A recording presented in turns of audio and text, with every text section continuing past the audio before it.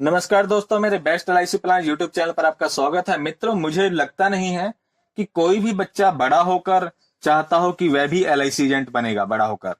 और मुझे ये भी नहीं लगता कि कोई माता पिता भी अपने बच्चों को इस प्रकार की पढ़ाई करवाते होंगे या कोई ऐसा सिलेबस उसे पढ़ाते होंगे कि जिससे हमारा बेटा बड़ा होकर एलआईसी एजेंट बने।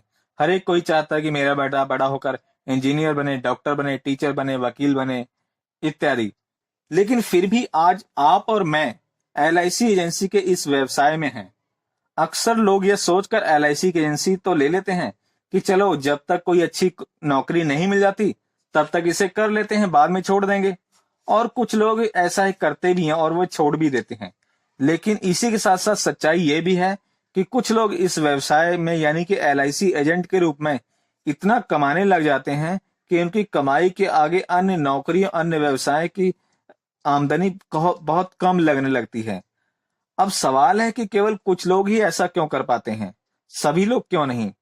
इस प्रश्न के लिए मेरा उत्तर है कि सबको सेल करने के तरीके के बारे में नहीं पता होता।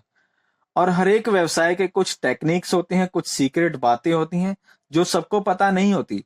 इसीलिए सभी एलआईसी के इस व्यवसाय में सफल नहीं हो पाते।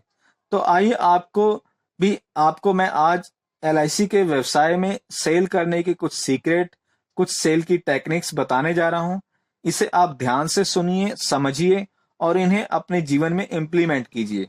और यदि आप इन बातों को अच्छी तरह से समझ लेंगे तो आपको भी सेल करना बिल्कुल आसान लगने लगेगा। तो आइए शुरू करते हैं।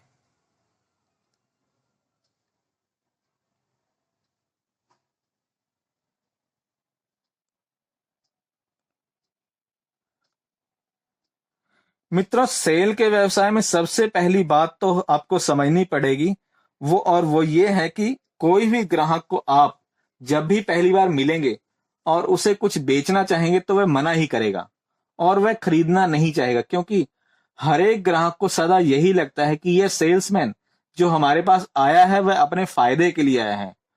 और इसलिए वह अक्सर सेल्समैन को देखते ही मना कर देता है। वह सुनता ही नहीं है कि आप क्या बेच रहे हैं या आपके पास उनके फायदे का कोई प्रोडक्ट है। इसका समाधान यही है कि आप जब भी किसी से मिलिए तो मिलते ही उसे बीमा ना बेचने लगिए। उसे जरा भी ऐसा महसूस नहीं होना चाहिए कि आप उसको अपना प्रोडक्ट चिपका रहे हैं, बल्कि आप उसकी मदद कीजिए। आप उसकी किस प्रकार से मदद कर सकते हैं कि जैसे किसी की पहले की कोई प्रॉब्लम है, उसमें मदद करके उसके मनी बैक दिलवाकर उसे, या उसका नॉमिनी चेंज करवाना है, उसे नॉमिनी का चेंज करवाइए। एड्रेस बदलवाना है उन्होंने, उसको एड्रेस बदलवाने में उसकी मदद कीजिए। उनका पुरानी पॉलिसी का प्रीमियम डिपॉजिट कराना है, या फिर मेच्योरिटी या डेथ क्लेम आदि के रूप में भी आप उनकी मदद कर सकते हैं। और या फिर आप उनके भविष्य के किसी गोल को अचीव कराने में भी मदद कर सकते हैं। जब भी आप इंश्योरेंस के बारे में बात करें तो किसी प्लान के बारे में बात ना करें, बल्कि उनके किसी गोल, जैसे कि बच्चे की एजुकेशन है या मैरिज है या पेंशन, रिटायरमेंट आदि है, इन सबको अचीव करवाने में आप उनकी मदद करें, जिससे आपकी सेल अपने आप हो जाएगी और ऐसा लगेगा ही नहीं कि आपने कोई बीमा बेचा है, बल्कि आपने तो उनको उनके किसी गोल को अचीव कराने में उनकी मदद की है। दूसरी बात यही है कि मदद भी आप उसी की करें जिसे जरूरत हो। ऐसा ना हो कि आप जबरदस्ती किसी की मदद करने लग जाएं।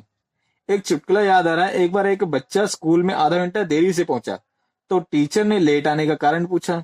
बच्चे ने कहा कि कल आपने ही लोगों की मदद करने के लिए कहा था, इसीलिए आज एक बुढ़िया को सड़क पार करा रहा था। तो टीचर ने पूछा कि सड़क पार कराने में आधा घंटा लगता है क्या? तो वह बच्चा बोला कि क्या करें, वह बुढ़िया तो सड़क पार करने को मना ही कर रही थी, वह पार ही नहीं करना चाह रही थी, जबरदस्ती पार करा के आया हूं।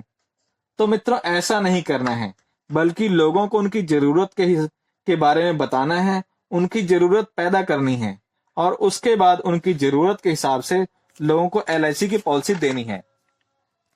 तीसरा है कि यदि हम किसी के घर अपॉइंटमेंट लेकर जाते हैं तो परिवार में किसके पास अथॉरिटी है पहले हमें पता करने की कोशिश करनी चाहिए।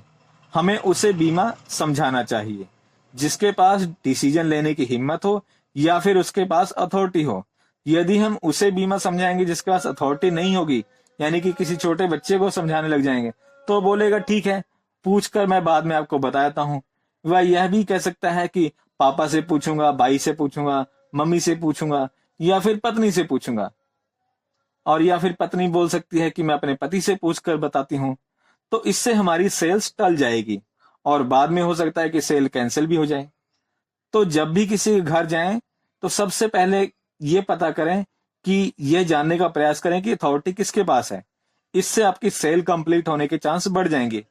चौथी बात है कि प्रोस्पेक्ट के बजट की हमें पूरी जानकारी होनी चाहिए कि वह कितना कमाता है, कितनी बचत अभी तक ऑलरेडी कर रहा है और कितनी अभी और कर सकता है बचत। हमें 4 प्रकार के लोग दुनिया में मिल सकते हैं।